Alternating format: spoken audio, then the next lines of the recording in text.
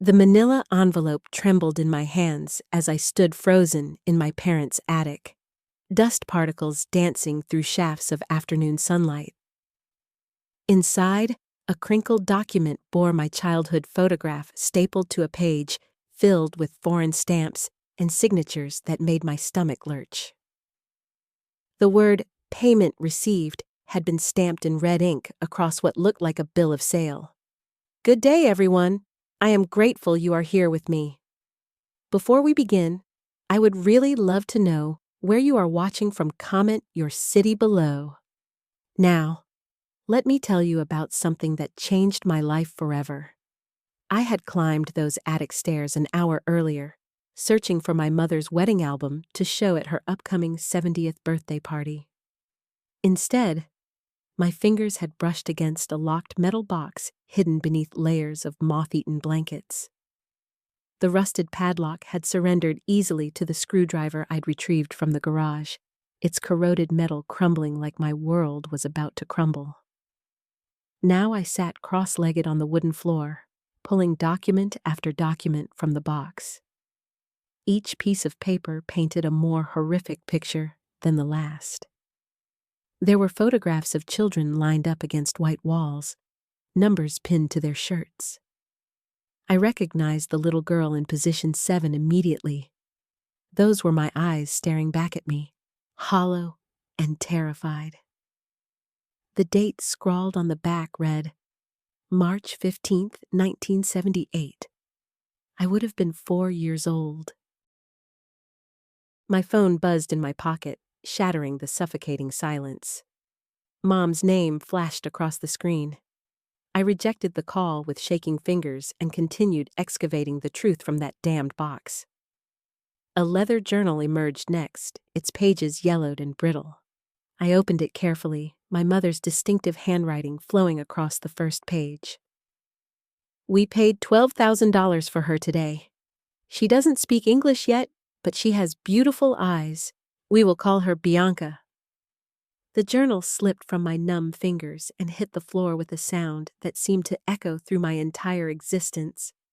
I pressed my palms against my face, feeling the wetness of tears I hadn't realized I was crying. My breath came in sharp, painful gasps that burned my throat. Footsteps creaked on the stairs below. I scrambled to shove everything back into the box, but my movements were clumsy and desperate. The attic door swung open, and my mother appeared in the doorway, her silver hair backlit by the hallway light. Her eyes landed on the scattered documents, then traveled to my face. The color drained from her cheeks. "Bianca, sweetheart, let me explain." "Don't." The word came out as a growl I didn't recognize as my own voice. I stood up, clutching the journal against my chest like evidence at a crime scene. "Don't you dare call me sweetheart!" My mother's hand reached for the railing, her knuckles going white as she gripped the worn wood. She took one step into the attic, then another, each footfall deliberate and measured. I backed away, my heel connecting with the cardboard box and sending more papers scattering across the dusty floorboards. "How long did you think you could hide this?" I held the journal up like a weapon, my arm trembling with the weight of 50 years of lies. "How long?" She opened her mouth, closed it, then sank onto an old trunk near the door. Her shoulders collapsed inward, making her look smaller than I'd ever seen her. I watched her fold her hands in her lap, twisting her wedding ring around and around her finger. The same nervous gesture I'd inherited, the one I did in board meetings when deals were falling apart. I turned away from her, unable to look at the face I'd kissed goodnight for decades, and grabbed another envelope from the box. My fingers tore at the seal with frantic energy. Inside, I found a receipt typed on faded paper, the letters barely legible. One female child, approximately 4 years, $12,000 USD. The paper crinkled as my grip tightened, crushing the corners. Below it, another document showed a falsified birth certificate with my parents' names listed as biological parents. the seal looking official enough to have fooled everyone for half a century. The attic felt like it was closing in, the slanted ceiling pressing down on my skull. I dropped to my knees and yanked out more contents from the box. A small dress with foreign stitching, a bracelet made of colored thread, a photograph of a woman I didn't recognize holding a child with my eyes. My hands moved faster, desperate and wild, pulling out everything that had been buried under the insulation and forgotten Christmas decorations. "We loved you!" My mother's voice cracked on the last word. "From the moment we saw you, we loved you." I spun around so fast, my knee cracked against the floorboard. "Love? You call this love?" I threw the receipt at her feet. It floated down like a damning leaf, landing between us. "You bought me like I was furniture, like I was property." She flinched, but didn't move to pick up the paper. Instead, she stared at it, her chest rising and falling with labored breaths. A tear tracked down her weathered cheek, cutting through her foundation and leaving a pale trail. I watched it fall from her jaw onto her blouse, creating a small, dark spot on the blue fabric. My phone buzzed again. This time, it was my husband, Robert. I ignored it, too consumed by the inferno raging through my veins. I grabbed the photograph of the unknown woman and held it up to the dim attic light. The woman's features were similar to mine. Same nose, same mouth, same desperate look that I now wore. Was this my real mother? Had she sold me? Had she been forced to give me up? The questions multiplied like viruses, infecting every memory I thought I owned. "Where did you get me?" I stood up, advancing on her with the photo outstretched. "What country? What city? What was my real name?" My mother's mouth opened and closed like a fish drowning in air. She pushed herself up from the trunk, her legs shaking, and took a tentative step toward me. I moved back, maintaining the distance between us like a protective barrier.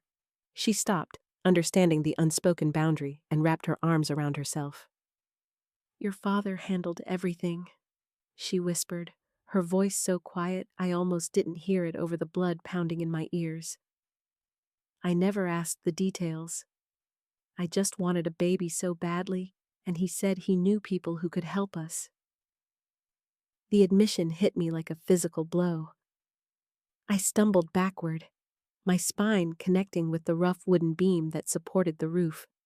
Splinters caught in my blouse, but I barely felt them. My father, the man who'd taught me to ride a bike, who'd walked me down the aisle, who'd been dead for 3 years, had orchestrated my purchase like a business transaction. I slid down the beam until I was sitting on the floor, my legs unable to support me any longer. The journal lay open beside me, and I grabbed it again, flipping through pages filled with my mother's handwriting. Entries about my first words, my first steps, my first day of school, all documented like a science experiment on an acquired specimen. My stomach lurched, and I tasted bile at the back of my throat. The attic floor pressed against my palms as I pushed myself up, the wood grain leaving red marks on my skin. My mother stood frozen by the trunk, her shadow elongating across the dusty floorboards as afternoon light filtered through the small window. I needed to move, to do something with the electricity crackling through my veins. I swept my arm across an old card table, sending photograph albums and boxes of Christmas decorations crashing to the floor. Ornaments shattered, glass tinkling like wind chimes. My mother flinched, but didn't speak. I grabbed another box, this one labeled Bianca Baby Clothes in my mother's careful script, and hurled it across the room. Pink onesies and tiny socks scattered like confetti at a celebration I never should have had. "Stop," my mother said, but the word came out powerless, barely audible. I ripped open another container, this one filled with my elementary school artwork. Finger paintings and construction paper cutouts, all the evidence of a childhood built on lies. I tore through them, paper ripping under my fingers, looking for something real, some clue to who I actually was. My breathing came in short gasps. Sweat dampened my blouse despite the cool attic air. A manila envelope fell from between two crayon drawings. It landed face down on the floor, thick with whatever documents it contained. I dropped to my knees and snatched it up. The seal had been broken long ago, the flap simply tucked inside. My hands trembled as I pulled out a stack of papers. The first page made my vision blur. A bill of sale. Actual currency amounts listed in a foreign language I didn't recognize, translated into English in the margins. $10,000 for a healthy female infant, approximately 6 months old. Additional fees for expedited processing and documentation falsification. My monetary value, itemized like a car purchase. I pressed my fist against my mouth to keep from screaming. The papers slipped from my other hand and drifted to the floor like poisoned snow. My mother took a step forward, her hand extended, but I held up my palm to stop her.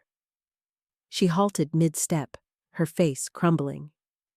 I forced myself to pick up the next document, a falsified birth certificate with my parents' names listed, stating I'd been born at Mercy General Hospital.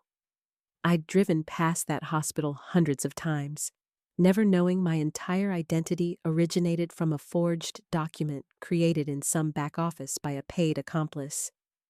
The raised seal looked official enough to pass any inspection. Below that, medical records, real ones this time, a doctor's examination from somewhere called the Estrella Children's Home. The letterhead showed an address in Guatemala. My body had been measured, weighed, assessed for any defects that might lower my price. Vaccinations administered. A note about a small birthmark on my left shoulder blade, the same one I'd always assumed was genetic, now revealed as my only authentic identifying feature. I touched my shoulder reflexively, feeling the familiar raised skin through my blouse. That mark was mine, really mine. Everything else felt counterfeit. My mother had sunk down onto an old wooden chair, her face buried in her hands. Her shoulders shook, but no sound emerged. I watched her cry silently and felt nothing. The woman who'd braided my hair and packed my lunches had known. Every birthday cake, every Mother's Day card, every I love you, all exchanged under the weight of this massive secret.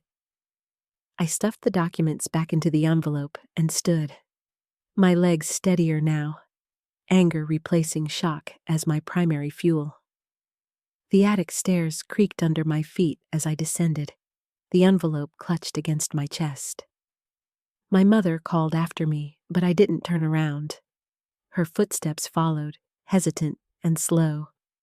In the kitchen, I grabbed my purse from the counter where I'd left it when I'd arrived for what I'd thought would be an ordinary Saturday afternoon visit. My mother appeared in the doorway, gripping the frame for support. Her makeup had streaked down her cheeks, aging her a decade. "Please don't leave like this." Her voice cracked on the last word. I zipped my purse and slung it over my shoulder. "Did you ever plan to tell me?" She opened her mouth, but nothing came out. The answer lived in her silence. I slammed the door so hard the decorative wreath rattled against the wood. My hands shook as I fumbled with my car keys, dropping them twice on the driveway before finally gripping them tight enough to unlock the door. The leather seat was cold against my back as I collapsed behind the wheel. For several minutes, I just sat there, staring at nothing, my breath fogging the windshield in rapid bursts. The envelope sat on the passenger seat like a live grenade. I couldn't look at it, couldn't touch it. My fingers found the ignition, but didn't turn the key. Where would I even go? My apartment suddenly felt like a stranger's space, filled with photo albums and family heirlooms that belonged to someone else's history. A sharp rap on the window made me jump. My father stood there in his weekend cardigan, the one with leather elbow patches that I'd given him 3 Christmases ago. His face was pale, eyes red-rimmed behind his reading glasses. I rolled down the window 2 inches. "Your mother's having a panic attack. You need to come back inside. I need answers more than she needs comfort." The words came out harder than I'd intended, but I didn't soften them. He stepped back as if I'd struck him. His mouth worked soundlessly for a moment before he turned and walked back toward the house, his gait unsteady. I watched him disappear through the front door, then finally turned the key. The engine rumbled to life. The drive home passed in a blur of streetlights and stop signs. My mind kept circling back to fragments of memory, re-examining every childhood moment through this new, grotesque lens. That time we'd gone to the state fair when I was 7, and my mother had gripped my hand so tightly it hurt. Was she afraid I'd be recognized? The way strangers sometimes commented that I didn't look like either parent, observations my father always deflected with jokes about recessive genes, had they been suspicious? I parked in my building's underground garage and sat in the darkness, listening to the engine tick as it cooled. My phone had been buzzing with calls and texts for the past 20 minutes, all from my parents. I silenced it without reading the messages. Inside my apartment, I locked the door and engaged the chain, an extra precaution I rarely bothered with. The familiar space felt contaminated now, as if the revelation had physically followed me home. I dropped the envelope on my kitchen table and paced the length of my living room, my footsteps muffled by the carpet. My reflection caught in the darkened television screen. A 50-year-old woman whose entire identity had just been revealed as fiction. The birthmark on my shoulder blade suddenly felt like it was burning. I twisted my arm backward, trying unsuccessfully to reach it, to confirm it was still there. In my bedroom, I stripped off my blouse and turned my back to the mirror, craning my neck to see the small, crescent-shaped mark. Dark brown against my skin, raised slightly, unremarkable. My only verifiable truth. I pulled on an old t-shirt and returned to the kitchen table. The envelope sat where I'd dropped it, papers visible through the torn opening. With trembling fingers, I extracted the contents again, spreading everything across the table's surface. There had to be more information buried in these documents. Names, locations, something that would lead me to the truth of where I'd actually come from? The documents revealed fragments that made my stomach turn. A handwritten ledger page showed a transaction date, November 15th, 1974. Beneath it, a single word in faded blue ink. Girl. No name, no birthplace, just a price scrawled in the margin, $3,000. I pushed back from the table so hard, my chair scraped across the tile. My hands were shaking as I gripped the edge of the counter, knuckles whitening. The refrigerator hummed in the silence. Outside my window, the city glowed with ordinary Friday night lights, people living their uncomplicated lives while mine disintegrated. My phone erupted again. I snatched it up, ready to throw it across the room, but paused when I saw the name. Not my parents. Vincent Chen, my colleague from the nonprofit where I worked. I let it ring through to voicemail, then immediately regretted it. Vincent knew people. His work with immigrant families meant he had connections to legal aid organizations, investigators, people who specialized in tracking down histories that others wanted buried. I called him back before I could second-guess myself. "Bianca, you okay? You left the fundraiser pretty abruptly. I need your help with something." My voice sounded steadier than I felt. Something confidential. The pause stretched long enough that I heard traffic sounds from his end. Meet me at the office in 30 minutes. I gathered the documents back into the envelope, my movements mechanical. In my bedroom, I pulled on jeans and sneakers, dressed for mobility without consciously planning it. The practical part of my brain had taken over, the part that had gotten me through a career in crisis management. Handle the immediate problem, process the emotions later. The drive to the office took 23 minutes. I parked under a streetlight, another unconscious safety measure, and hurried toward the converted brownstone that housed our organization. Vincent's sedan was already there, and I could see lights on in the second-floor conference room. He met me at the security door, his expression carefully neutral. Inside, he'd already brewed coffee and set out 2 mugs. The familiar ritual of preparation told me he understood this wasn't a casual conversation. I spread the documents across the conference table without preamble. Vincent pulled on reading glasses and leaned over the papers, his finger tracing the handwritten entries. His jaw tightened as he examined the ledger page. Jesus, Bianca. He looked up at me, his dark eyes serious. Where did you get these? My parents. They told me tonight. Everything I thought I knew about my birth, my adoption, it's all fabricated. Vincent picked up another page, this one typed on an old typewriter, with several struck-over letters. It appeared to be a receipt from an attorney's office in Newark, dated December 1974. The attorney's name was partially redacted, but I could make out Holloway and an address on Market Street. He set it down carefully and removed his glasses, rubbing the bridge of his nose. This is serious. We're talking about criminal conspiracy, falsified documents, potentially interstate trafficking. My legs felt unsteady. I pulled out a chair and sat, wrapping my hands around the coffee mug Vincent pushed toward me. The ceramic was warm against my palms. I need to know who I really am, I said. Where I came from. If I have family somewhere looking for me. Vincent nodded slowly, then pulled out his phone and scrolled through his contacts. I know someone who specializes in this kind of investigation. Former FBI, now does private work. She's helped us trace family connections for clients before. He made the call, speaking in low tones while I stared at the documents scattered before me. Each piece of paper represented a decision someone had made. To take a child, to falsify records, to build an elaborate lie that had lasted 50 years.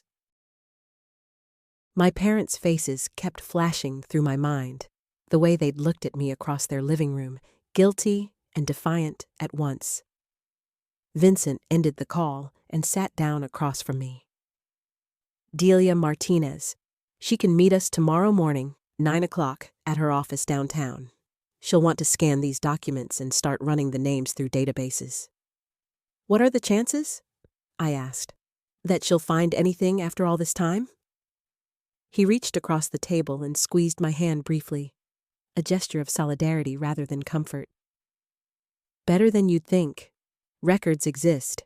People remember. And with DNA testing now... The words hit me like a physical blow. DNA. Of course, I could submit my profile to ancestry databases, potentially match with biological relatives who'd done the same. The possibility opened up before me, terrifying and essential. A sound from downstairs made us both freeze. Footsteps on the lower level, slow and deliberate. Vincent stood, moving toward the conference room door. The building should have been empty except for us. The footsteps grew louder, ascending the stairs with measured precision. Vincent pressed one finger to his lips, then moved to the conference room doorway, positioning himself just out of sight from anyone entering. My pulse hammered in my ears as I gathered the documents from the table, clutching them against my chest. The papers crinkled slightly, and I froze, terrified the sound might carry. A shadow fell across the frosted glass of the conference room door. The handle turned slowly, deliberately. The door swung open to reveal a woman in her late 60s, dressed in a security guard uniform that hung slightly loose on her thin frame. Her name tag read J. Patterson. She held a flashlight in one hand and a radio in the other, her weathered face creasing with surprise when she saw us. "Mr. Chen, didn't know you were working late." Her eyes shifted to me, taking in my defensive posture, the way I pressed the documents protectively against my body. "Everything all right here?" Vincent exhaled, his shoulders dropping from their tense position. "Joyce, you scared us." "Yes, everything's fine. Just finishing up some sensitive work with a client." Joyce's gaze lingered on me a moment longer than comfortable. Her hand rested on the radio clipped to her belt, fingers drumming an uncertain rhythm. The fluorescent lights hummed above us, casting harsh shadows that made the small room feel suddenly oppressive. I could feel sweat gathering at the base of my spine, trickling down slowly. "Saw the light on from outside. Protocol says I check every floor when there's activity after hours." Her voice carried the flat authority of someone who'd repeated the same rules for decades. She took a step into the room, her eyes now focused on the papers I held. "Those need to go in the safe?" "I'll handle it," Vincent said quickly, moving to position himself between Joyce and me. "Thanks for checking. We'll be wrapping up soon." But Joyce didn't leave. She stood in the doorway, one hand now gripping the radio more firmly. Her jaw worked as if chewing something over, and I watched her eyes track from Vincent to me to the banker's box on the table, still half full of documents.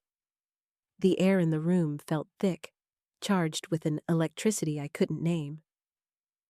"That your adoption file?" Joyce asked directly, looking at me. "My daughter went through something similar. Spent years searching." The question landed like a stone in still water, ripples spreading outward. Vincent's hand moved slightly, a gesture meant to silence her, but I found myself nodding. The documents suddenly felt heavier in my arms, as if the weight of their revelations had somehow increased. Joyce's expression shifted, something that might have been sympathy crossing her lined face. She stepped fully into the room and closed the door behind her with a quiet click. The sound made my stomach clench. She moved to the window, looking down at the street below, her back to us. 23 years I've worked this building," she said, not turning around. "You see things, hear things. People think security guards are invisible, but we notice patterns." Vincent's posture went rigid beside me. I could see his reflection in the darkened window, his face tight with concern. My fingers pressed harder into the papers I held, crinkling the edges. Joyce turned from the window. 3 months ago, a man came asking questions at the front desk. Wanted to know if Vincent Chen worked here, what kind of law he practiced. Said he was a potential client." She paused, her eyes moving between us. "But he didn't come back. Instead, he sat in a car across the street for 2 days, just watching the entrance." My breath caught in my throat. Vincent moved closer to me, his hand finding my elbow in a steadying grip. "Did you get a description?" Vincent's voice remained calm, but I could hear the edge beneath it. "White male, maybe 60, 65, expensive suit, drove a black Mercedes, took down his license plate just in case."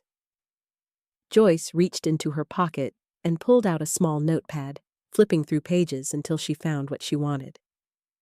Figured it might be relevant someday. She tore out the page and handed it to Vincent. He studied it for a long moment, then looked at me, his expression grave. My knees felt weak, and I sank into the nearest chair, still clutching my documents. The room seemed to tilt slightly, and I closed my eyes, forcing air into my lungs through measured breaths.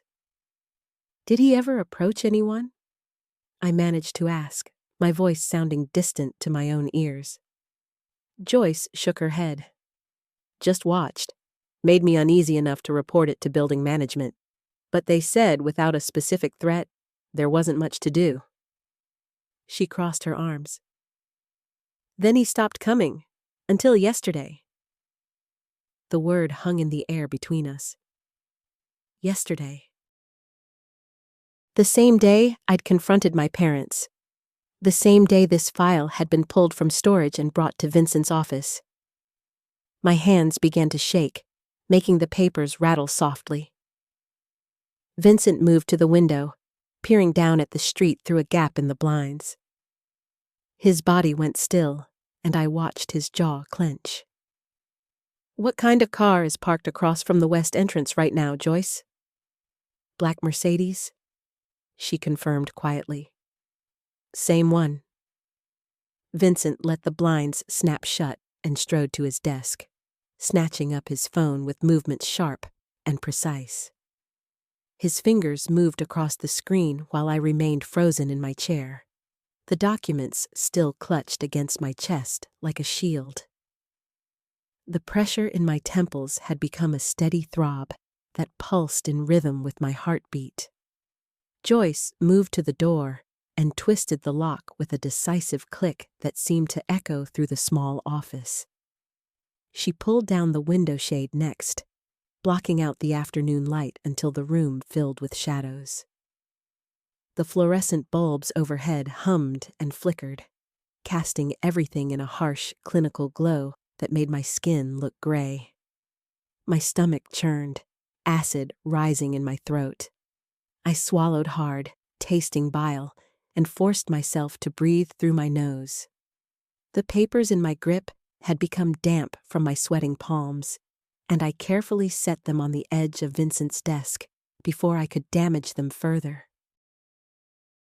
My hands trembled so violently that I had to clasp them together in my lap, squeezing until my knuckles went white. Vincent spoke in low, clipped tones to someone on the other end of the line. I caught fragments. Surveillance. Possible threat. Client protection. But the words seemed to come from underwater, distorted and strange. He paced behind his desk, one hand pressed against his forehead, while his other gripped the phone. The walls felt like they were closing in. I stood abruptly, the chair scraping against the floor with a harsh screech. My legs wobbled, and I grabbed the edge of the desk to steady myself.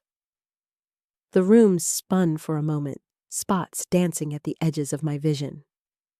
Joyce appeared at my elbow, her hand hovering near my arm, but not quite touching. "Sit back down, honey," she said gently. I shook my head, unable to form words. My chest had tightened, each breath becoming shallower than the last. The panic attack rolled through me like a wave, hot and suffocating. I stumbled toward the small bathroom attached to Vincent's office, pushing through the door and barely making it to the sink before my knees gave out. Cold water splashed across my face and neck, shocking my system. I gripped the porcelain basin so hard my fingers ached, staring at my reflection in the mirror. The woman looking back seemed like a stranger. Eyes wide and wild, skin ashen beneath its brown tone, lips pressed into a thin, bloodless line. Water dripped from my chin and soaked into the collar of my blouse. Behind me, through the partially open door, I could hear Vincent's voice growing more insistent. Footsteps crossed and recrossed the office floor, the sound of papers rustling. Joyce's quieter tones responding to something I couldn't make out. My pulse hammered in my ears, drowning out most of the words. I straightened slowly, using paper towels to blot the water from my face and neck. My hands had stopped shaking quite so violently, though tremors still ran through my fingers. The face in the mirror still looked haunted, but at least now I could meet my own eyes. I practiced breathing, in for 4 counts, hold for 4, Out for 4. Until the tightness in my chest began to ease. When I emerged from the bathroom, Vincent had ended his call and stood by the window again, peering through a tiny gap he'd created in the blinds. His shoulders were rigid, his entire body coiled with tension. Joyce had taken my seat and was typing rapidly on her phone, her expression focused and grim. "The police are sending a patrol car," Vincent said without turning around. "Should be here in 10 minutes. I moved to the chair opposite Joyce and lowered myself into it carefully, testing whether my legs would support the motion. They held, though barely. My mouth felt dry as sand, and I accepted the bottle of water Joyce pulled from her bag without comment. The first swallow went down wrong, and I coughed, my eyes watering. Vincent finally turned away from the window and fixed me with an intense stare. His jaw worked as if he were chewing over words before speaking them aloud. "We need to assume your parents' buyer knows you're digging into this. The timing is too perfect to be coincidence." The water bottle crinkled in my grip, plastic crackling under the pressure.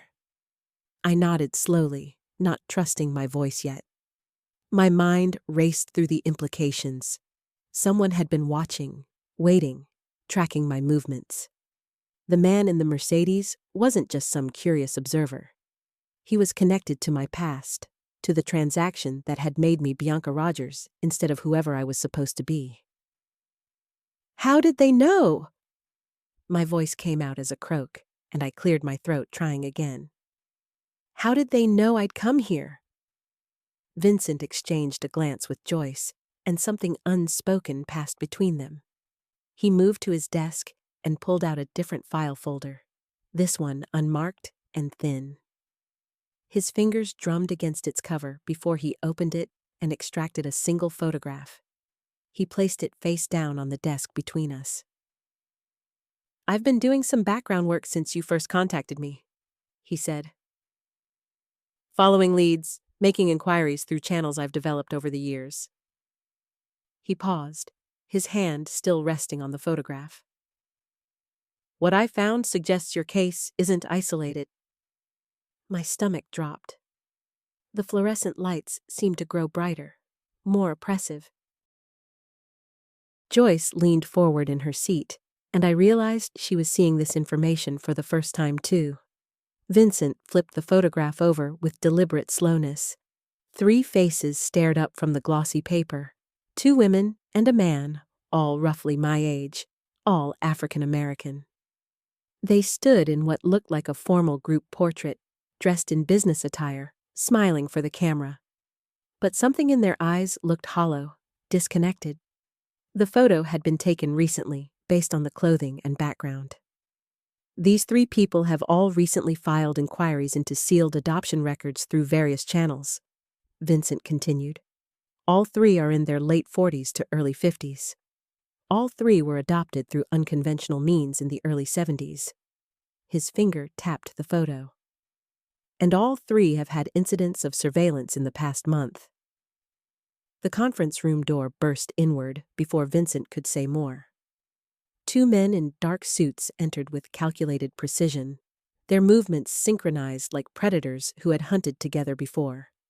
The taller one, salt and pepper hair, military bearing, scanned the room with eyes that cataloged threats and exits in milliseconds. His partner, younger with a scar bisecting his left eyebrow, moved to block the window. Vincent's hand shot toward his desk drawer. The taller man crossed the distance impossibly fast and slammed Vincent's wrist against the mahogany surface. The crack echoed, papers scattered. The photograph of the 3 strangers fluttered to the floor near Joyce's feet. "Keep your hands visible, Mr. Chen," the man said, his voice carrying the flat authority of someone accustomed to absolute obedience. My body reacted before my mind processed the threat. I lunged from my chair toward the desk, toward whatever Vincent had been reaching for. The scarred man intercepted me mid-stride, his arm hooking around my waist and yanking me backward. I drove my elbow into his ribs with everything I had. He grunted, but his grip only tightened, lifting me off my feet. My shoes kicked uselessly against air. Joyce scrambled for the door. Salt and Pepper released Vincent and pivoted, intercepting her with surgical efficiency. His hand caught her shoulder and spun her around, then shoved her hard against the wall. Her head bounced off a framed law degree. Glass cracked. She slumped, dazed, blood trickling from her hairline. The rage that exploded through me burned away 50 years of careful control. I twisted violently in the scarred man's grip, my fingernails raking across whatever skin I could reach. He cursed and tried to adjust his hold. I threw my weight forward and down, remembering a self-defense move from a workplace seminar decades ago. We crashed together onto Vincent's Persian rug. The impact drove air from both our lungs. Vincent's drawer hung open now. I could see the black grip of something metallic inside. Vincent dove for it. Salt and Pepper kicked him in the ribs with brutal precision. Vincent folded, gasping, but his momentum carried him forward. His fingers closed around the object, not a gun, but a small digital recorder. "The backup already uploaded," Vincent wheezed through clenched teeth. "You're too late." Salt and Pepper's expression never changed. He stomped down on Vincent's hand. Bones snapped with sounds like green twigs breaking. Vincent's scream was raw and primal. The recorder skittered across the floor toward me. The scarred man had recovered, kneeling now, pressing his weight onto my back to pin me down. I saw the recorder 3 feet away, saw Vincent's broken fingers curling uselessly, saw Joyce sliding down the wall, her eyes unfocused but trying to stand. The pressure on my spine increased until stars exploded across my vision. I thought of my parents, my supposed parents, sitting in their retirement home, their confession hanging between us like smoke. Thought of 25 years teaching children to read, to question, to seek truth. Thought of the 3 faces in that photograph, strangers who shared my stolen history. My hand shot out, fingers extended, stretching. The scarred man grabbed my wrist, but not before my fingertips brushed the recorder. I managed to curl 2 fingers around it and pull it toward my body, tucking it against my chest as he wrenched my arm backward. Joyce launched herself from the wall with a wild cry. She was smaller than either intruder, but desperation made her feral. She crashed into Salt and Pepper from behind, her arms wrapping around his neck, her legs kicking at his knees. He staggered, more from surprise than force. The scarred man's attention split between me and his partner. His grip loosened fractionally. I bucked upward with every muscle, rolling hard to the side. Something in my shoulder tore. I didn't care. The recorder remained clutched to my chest like a talisman. Vincent had managed to push himself upright against his desk, cradling his destroyed hand. His face was gray with shock, but his eyes remained sharp, calculating. He nodded toward the door. One word formed on his lips, though no sound emerged. "Go." Salt and Pepper had thrown Joyce off, sending her sprawling across the conference table. She knocked over the water carafe. Liquid and glass exploded across polished wood. He turned toward me, pulling something from his jacket. A syringe filled with amber liquid that caught the fluorescent light. The scarred man grabbed for me again. My 50-year-old body moved like it was 20, fueled by pure survival instinct. I rolled away, got my feet under me, used the momentum to stand. My shoulder screamed. The recorder felt like it weighed nothing and everything simultaneously. "Mrs. Rogers, you're making this harder than necessary," Salt and Pepper said, advancing with the syringe held professionally, almost casually. "We just want to talk." to explain certain complications regarding your situation. I backed toward the window where the scarred man had initially positioned himself. Vincent's office was on the third floor. Through the glass, I could see the parking lot below. My sensible sedan sitting in a visitor spot, oblivious to the violence unfolding above it. Joyce had recovered again. This remarkable woman I'd known for 30 years through PTA meetings and book clubs. She grabbed a heavy glass award from the conference table, Vincent's recognition from the State Bar Association, and hurled it at Salt and Pepper's head. He ducked. It shattered against the wall behind him. The scarred man came at me low and fast. I had nowhere left to retreat. The window pressed cold against my back through my blouse. His hands reached for my throat. The scarred man's fingers grazed my collar when Joyce's letter opener, the silver one with the marble handle, buried itself in his shoulder blade. Not deep, but enough. He howled, stumbling sideways. Blood bloomed through his white dress shirt in an expanding crimson flower. I twisted away, using the momentum to drive my knee into his kidney.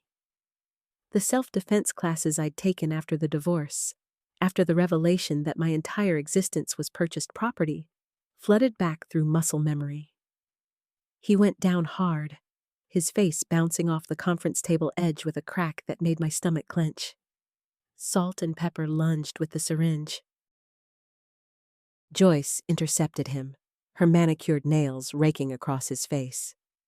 The syringe flew from his grip, skittered across the hardwood, came to rest under Vincent's desk.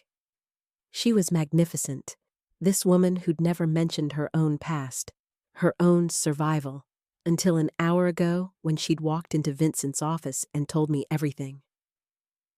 "Bianca, go!" Her voice cut through the chaos. I didn't go. Instead, I grabbed my purse from where it had fallen, dumped the contents. The pepper spray I'd carried for 3 years tumbled out with my keys and wallet. My fingers closed around the small canister.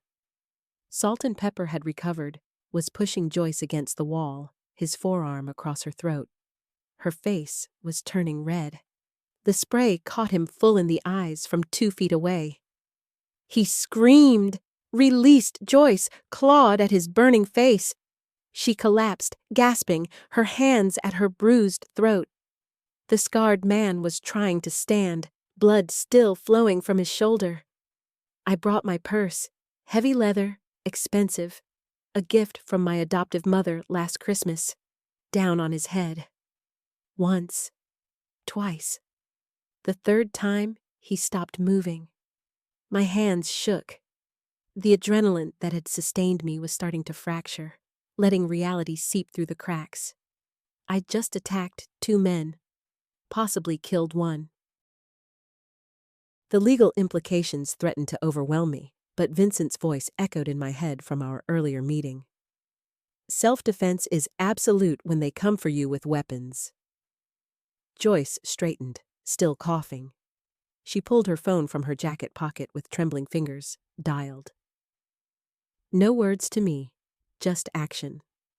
I heard her voice, steady despite everything, giving Vincent's office address to emergency services. Salt and Pepper was on his knees, still pawing at his eyes, making sounds like a wounded animal. I grabbed the zip ties from the scarred man's jacket pocket, the same ones they'd planned to use on me, and secured Salt and Pepper's wrists to the conference table leg. My fingers fumbled with the plastic, but I managed.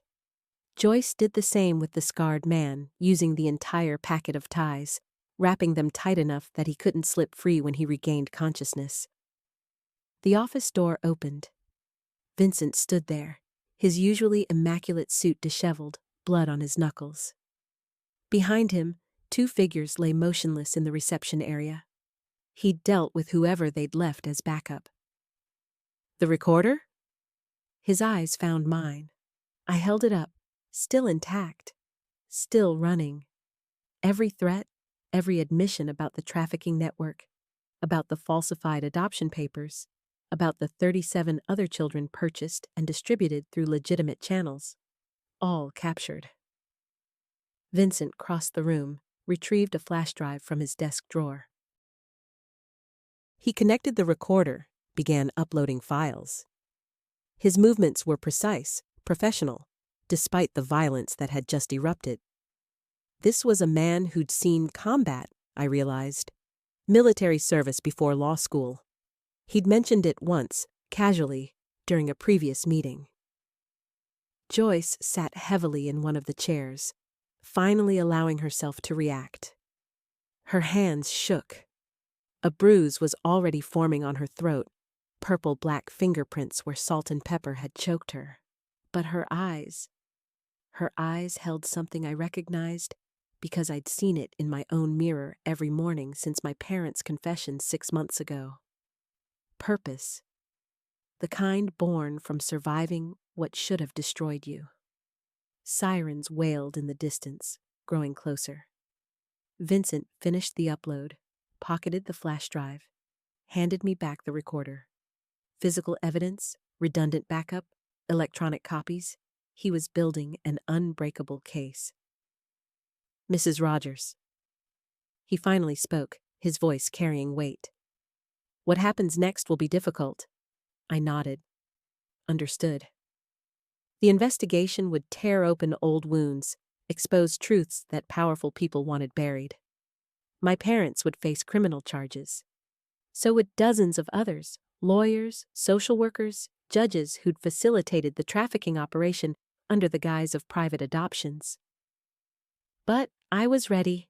50 years old, standing in a lawyer's office with 2 incapacitated criminals and a woman who'd survived the same hell I had. My shoulder throbbed where the scarred man had grabbed me. My hands still shook from the pepper spray deployment. Yet underneath the physical trauma, something else emerged. Strength. Not the kind you're born with, the kind you forge from betrayal, from choosing to fight instead of hide. The sirens were right outside now.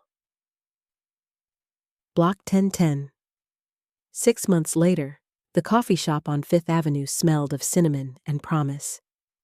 Bianca stirred her latte, watching foam swirl into delicate patterns. Sunlight streamed through floor-to-ceiling windows, warming her face. The bruises had faded months ago. The nightmares came less frequently now. Across the table, Maya Chen scrolled through her tablet, eyebrows furrowed in concentration. The woman who'd burst into Vincent's office that chaotic day had become more than an ally. She'd become a friend. Her fingers moved across the screen, pulling up photographs, documents, evidence that continued accumulating even after the initial arrests. 17 more families identified, Maya said, rotating the tablet so Bianca could see. The task force traced records through 4 different states. Bianca studied the faces, children from decades past, now adults scattered across the country. Each one bought, sold, given false histories. Her chest tightened, but not with the suffocating panic that had plagued her earlier. This ache was different, purposeful. She reached into her leather bag, extracted a folder thick with correspondence. Letters from other victims, emails from advocacy groups, invitations to speak at conferences. The nonprofit she'd founded 3 months ago had already helped connect 12 families with resources, trauma counselors, legal aid, support networks. The hearing is next Tuesday, Bianca said, sliding a document across the polished table. Federal charges against the remaining defendants? Maya nodded, her expression hardening. She'd testified at 3 previous trials, her voice steady as she recounted her own trafficking experience. The scarred man and his salt and pepper partner had been sentenced to 23 years each. Bianca's parents awaited sentencing in separate facilities, their comfortable suburban life dismantled by their crimes. Bianca's phone buzzed, a text from her therapist confirming their weekly appointment. She'd learned to ask for help, to acknowledge that healing wasn't linear. Some mornings she still woke gasping, caught in dreams where strangers held her newborn self in transit, money exchanging hands while she screamed silently. But then she'd breathe, ground herself in reality, remember the work being accomplished. The coffee shop door chimed, admitting a woman in her 30s with nervous energy radiating from her rigid posture. She scanned the space, eyes landing on Bianca with recognition. This was the fourth person this month reaching out, clutching fragments of suspicious adoption papers, seeking answers their families had denied. Bianca stood, extending her hand. The woman's palm was clammy, trembling. No words yet, just the connection of two people who understood what it meant to have your entire origin story revealed as fiction. "Thank you for meeting me," the woman whispered. Bianca guided her to a quieter corner, Maya following with the tablet. They'd developed a system for these conversations. Gentle questions, documented information, resources compiled in a database. No judgment, only truth and support. 2 hours later, Bianca walked alone through Riverside Park. Joggers passed in fluorescent gear, dogs strained against leashes, children shrieked on playground equipment. Normal life continuing, oblivious to the battles fought in courtrooms and therapy offices. She reached her favorite bench overlooking the water. The river moved steadily, reflecting autumn clouds. Her reflection wavered on the surface, 50 years old, gray threading through black hair, lines earned from both suffering and strength etched around her eyes. Her phone displayed an email from Vincent. The class action lawsuit against the defunct adoption agency had been certified. Hundreds of victims would finally receive acknowledgement, if not complete justice. Financial compensation couldn't erase trauma, but it could fund therapy, education, the rebuilding of shattered identities. Bianca typed a response, fingers steady on the screen. No shaking now, just determination. A jogger collapsed nearby, clutching his chest. Bianca's medical training activated instantly. She rushed over, checking his pulse, assessing his breathing. Bystanders gathered, someone calling emergency services. She administered CPR, her hands finding the rhythm, counting compressions. The man gasped, eyes fluttering open. Sirens approached. Paramedics arrived, taking over with professional efficiency. As they loaded him onto the stretcher, he grabbed Bianca's hand. "You saved my life." She squeezed back, then released him to the experts. Walking away, her heart pounded not from fear, but from the reminder that survival mattered. Her survival. His. All the children stolen and sold, who'd grown into adults still fighting to reclaim themselves. Evening descended as she reached her apartment. The space she'd created after leaving the house of her childhood. White walls decorated with artwork from trauma survivors. Bookshelves lined with memoirs and legal texts. A desk covered in advocacy work. She brewed tea, settled into her reading chair, opened her laptop. The advocacy group's website glowed on the screen. Testimonials filled the page. People finding courage, discovering they weren't alone, beginning their healing journeys. Bianca began typing her monthly newsletter.